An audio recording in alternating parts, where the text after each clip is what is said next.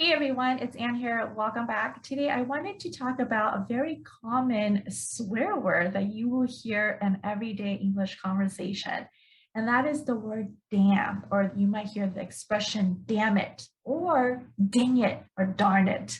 So damn is a swear word. It is a bad word and it's for political and religious reasons. And I won't get into the details, but just know that it is a swear word. So do be careful, who you use it with and in what situation you use it. If you are in a professional setting, especially in a business setting, or you're with someone who is a stranger or somebody that you don't know very well, you would not want to use this expression or this word.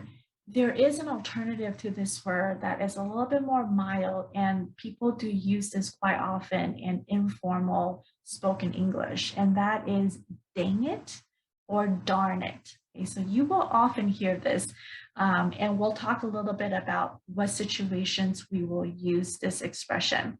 So dang it and darn it is kind of like your alternative to using this swear word. And it sounds a little bit more mild and not so offensive. Okay, so if you are with some friends or even like I would say at the office, if not in like a professional business meeting, it's quite okay to use darn it or dang it. Now, I'm going to go over some ways or situations that we might use this expression, damn it, or the mild version, dang it or darn it.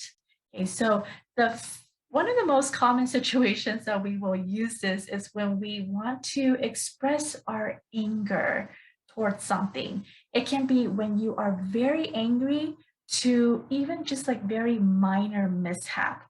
So for example, let's say you are traveling and you got your passport, or maybe someone stole your wallet or your purse and you're just so angry. You might say, damn it, what the heck happened? Okay.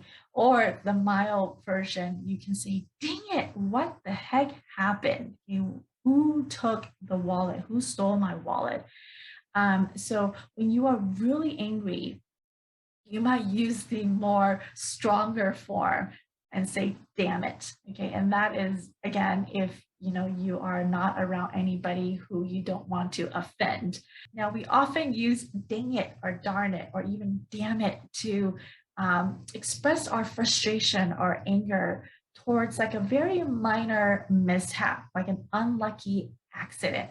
So, for example, sometimes, I'm in a rush to get out of the house and just very clumsy sometimes. One time I jammed my finger, I shut the door and jammed my finger. That really hurt. So I might say, dang it, or damn it. Okay, when you're like hurting, you're in pain, and you're kind of angry at the same time. Or let's say you took a very difficult test, one that you did not expect to be so difficult. It was so hard. You might say, dang, that was a hard test. Or damn, that test was hard.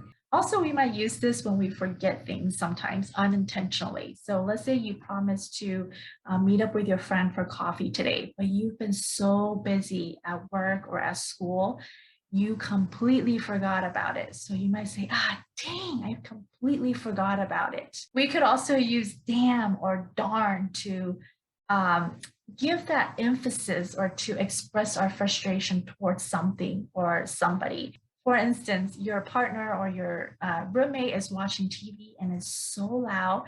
You have this massive headache and you're trying to get some work done. It's hard for you to concentrate. You might say, turn that damn thing off if you're really angry. Or to be a little bit more polite, you might say, turn that darn thing off. Okay, so again, damn, it is a stronger swear word. If you want to be a little bit more mild and not so direct and aggressive or more polite, you can use dang. Or if you are in an argument or you're watching some kind of debate or argument, somebody talking about something, about a topic that you're just so passionate about. And when someone says something, you're like, yes, that's right. That's what I mean. You might say, damn, that's right, or that's damn right.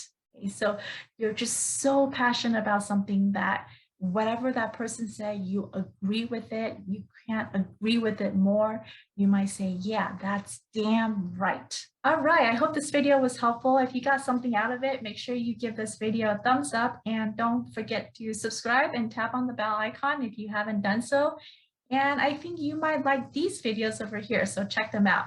Thank you so much, and I will see you in the next video.